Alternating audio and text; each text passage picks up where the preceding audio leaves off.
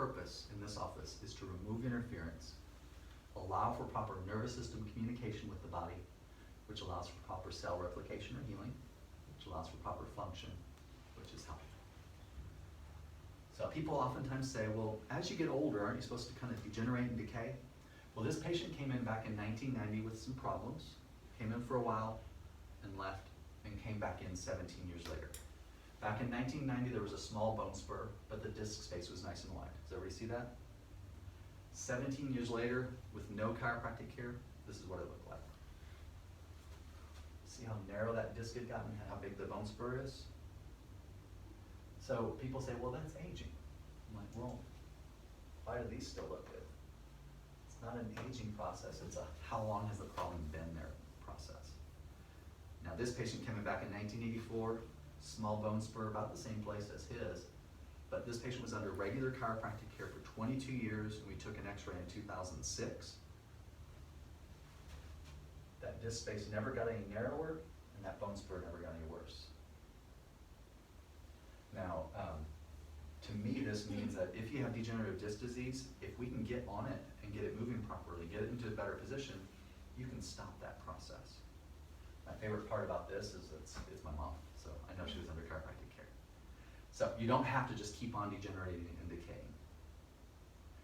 Terry Lockey came in. She works in my dad's medical doctor's office. And one day he was watching her walk, and he said, well, how long have you had back pain? She's like, how'd you know I had back pain? So it's obvious by just the way she was walking.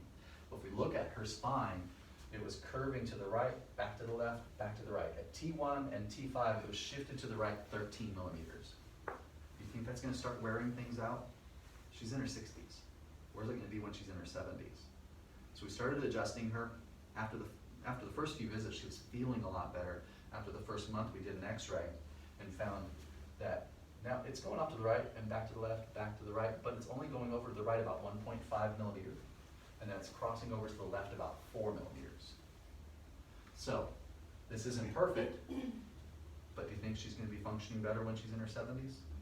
Absolutely. She's just under maintenance care now. She's coming in once a month and doing great. Juan Ramirez came in. He was 2 weeks away from a bucket list trip to Spain, but he had sciatic pain shooting down his leg. When we looked at his spine, you see all these bone spurs, but I want to direct you to L5 where it's shifted forward 11.5 millimeters in front of the tailbone or the sacrum. You think that was putting pressure on the nerve that goes down the leg? Absolutely. So we saw him every day until he left for Spain. When he came back, he was like, I walked all over Spain, no problems. We finished the next 2 weeks and took this x-ray, and we found that instead of being shifted forward 11.5 millimeters, it's under 8. Now, that's never going to be perfect, but do you think that'll carry him on some more bucket list trips? Absolutely. Lauren Chambers brought her kids in first. They had ear infections. But then one day she was like, maybe I should get checked. She didn't have any symptoms. This is what her spine looked like. Low neck was twisted to the right, kinked going off to the left about 10 millimeters. She had about an 18-degree curve in her mid-back. We started adjusting her, and she started having a lot of pain in her mid-back. She's like, I came in without any problems. Why am I hurting? I said, just be patient. The pain went away pretty quickly, but after the first month, we saw it untwist, and instead of going off about 10 millimeters, it was off about 6. The curve went from an 18-degree curve to a 14-degree curve. So now she's pain-free, but with a healthier spine. Shelby was 3 years old and hadn't gone number 2 in 8 days. Her mom had taken her to the medical doctors, tried all the interventions, and nothing was working. Her grandma had been a patient here and said, maybe you should go to Dr. Peterson. So, saw this 3-year-old, took an x-ray on her, and we saw it kinking off to the left. Well, in that low back, if there's a kink, those nerves come off and go to the intestines, right? The large intestines, for them to push stuff through, have to be coordinated in muscle movement. Nothing was moving in her bowel. So, we started adjusting her. Actually, after the first adjustment, which she kicked and screamed through, she left, and then when mom brought her in the next day, she opened that door, walked in, and said, I went poopy, it was ginormous. So we took another x-ray and found that instead of being kinked to the left, it actually overcorrected to the right. Now, this is a problem that is an underlying weakness, probably have to stay on it for the long term, And actually, after the first month, her mom stopped her care, and as far as I know, she's still been doing well. I just hope she doesn't wait too long and let it slide backwards again.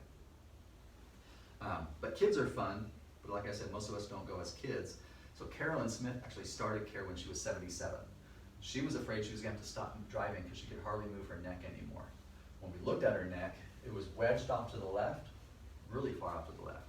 But within the first week of adjusting her, she was so excited because she could move her neck. Over time, she got to the point where it was almost straight up and down. But my favorite part about this is it's 9 years ago. She's 86 years old now, and she's the one that drives her younger friends to their doctor's appointments. Fiery redhead. So, whether you start at 3 or 77 or 97, as long as we can get your spine moving, we should be able to help. Maria Ibarra was a housewife that could hardly do anything around the house. She couldn't do the dishes, she couldn't sweep, she was miserable. When we looked at her neck, remember the neck from the side should be a nice curve like a C? Well, hers was totally straight. C4 was shifted in front of C5, and C5, 6 are fused together, so they're never gonna move. We started adjusting her. At one point, her husband came in with her and said, you know what, I'm starting to get my wife back. And what we saw in the x-ray is a nice smooth curve. C4 lined up with C5, and do you think that's going to bring more life to her body? Absolutely. The reason why, and the Journal of the American Geriatric Society says the loss of that normal neck curve can take up to 15 years off of your life. Here's why. MRIs take a cross-section look at your body. So this is a cross-section look, like I cut off your head and look down your neck. Not that I'm going to do that, but the spinal cord should be nice and round. So this is the spinal cord that has a normal curve. This is a spinal cord that's lost that normal curve. So if you go from here to here, you literally stretch or flatten out the spinal cord. So which of these do you think brings more life to your body? No, this one, right? Now, if you have a reversed curve, and we start adjusting you, we're probably not gonna get a perfect curve back. But if we can go from a reverse curve to even straight, that takes a lot of tension off the spinal cord. We just want to get it as good as it possibly can be. Now the last one I want to show you is just a photo. Jessica Fraley's husband, Danny, was director of nursing out at Acuity Hospital. And we did a spinal screening on all the employees out there, and at the end of the day he said, do you think you can help my wife Jessica? She has fibromyalgia and she's miserable. And I said, we can check her. So this was her first visit. Does she look like she wanted to be here? No. She actually, later on she said, I didn't think you could help me. I was only here because my husband made the appointment. And so she couldn't drive to the appointment. She had a friend drive her. She had a 1-year-old baby that she couldn't carry. She was on 17 different medications.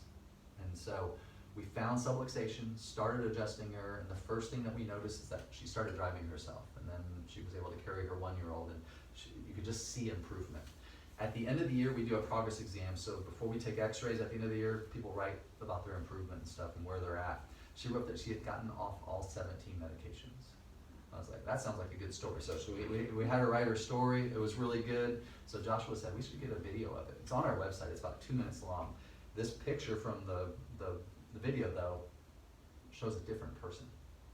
In fact, in the video, she says that she was living life in the shadows, and she had to get to know her friends all over again because they didn't know who she was. Now, shortly after this video was taken, she injured her knee doing the limbo with her kids. So here's the public service announcement. No matter how, if you're over 20 years old, no matter how good you feel, no limbo. All right? But another cool part about this is that she got all 3 of her kids under care. Because Layla, the 1-year-old, was on the verge of getting tubes in her ears. It's been 6 years since she's had 0 ear infections. Jacob was a preschooler, and he had asthma attacks where he would get sent to the emergency room. And in 6 years, he's had 1 asthma attack, and they brought him in, got adjusted. Now, do we treat asthma? Do we treat ear infections?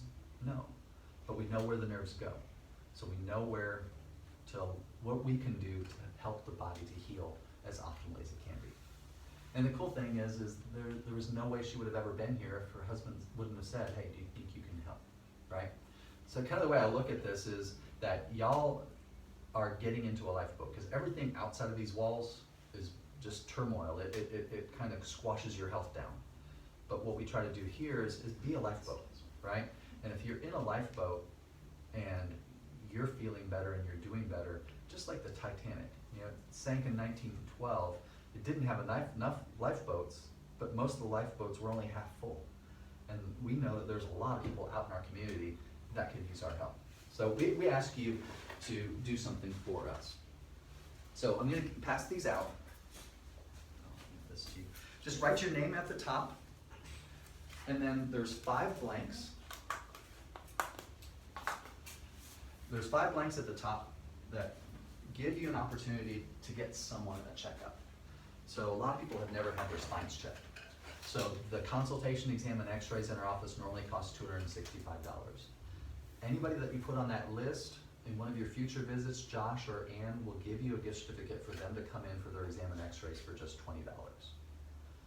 So it's a way to get rid of maybe barriers that people have from getting a checkup. Now, you might know people who are maybe had a bad experience with a chiropractor or are skeptic about it. If you know that they're like that, the next 3 blanks down below are for people that maybe need to come to this class before getting a checkup. If they come to this class, then they can have the information they need to make a good decision. So in that case, if you put their name down there, Josh or Ann will give you an invitation to come to this class. Then at the very bottom it says that I do lectures out in the community, and I'll talk to a brick wall if it'll listen. When we go out to businesses, we generally do it as a lunch and learn, so we bring out sandwiches, we do support groups, church groups, you know, wherever. I start with a class called the Stressed Out Life, because people understand that stress affects them, but they don't really have a good idea of how. So I really talk about what is stress, how does it affect you, and how can you better adapt to the stress in your life. So if you know of any groups that would be good to speak at, write the name of the group down, and then Josh or Ann in the future will get information as far as who to contact. Now, I want to leave you with a concept, and the concept is this. I think people think that at a certain point in your life you just, right? We're supposed to burn bright like a candle, flicker a couple times at the end of our life, and then go out. And so I think about Moses in the Bible, right? He climbed a mountain. He was 120 years old. He climbed a mountain, overlooked the promised land, and then he died, right? They didn't wheel him up there in a hospital bed hooked up to an IV, right? He hiked a mountain at 120 years old. Now, people are like, well, that's way back in the Bible time. Well, I do a lecture called Healthy Living to 100, and there's a picture of this man on his 100th birthday when he just finished a 100-kilometer bike ride. Now, not that we're even guaranteed tomorrow, but we should be preparing ourselves as if we're going to live to 100. And so in order to do that, structurally, if you can stay sound, communication between the brain and the body can stay sound, you're going to have a much better, more full, functioning life.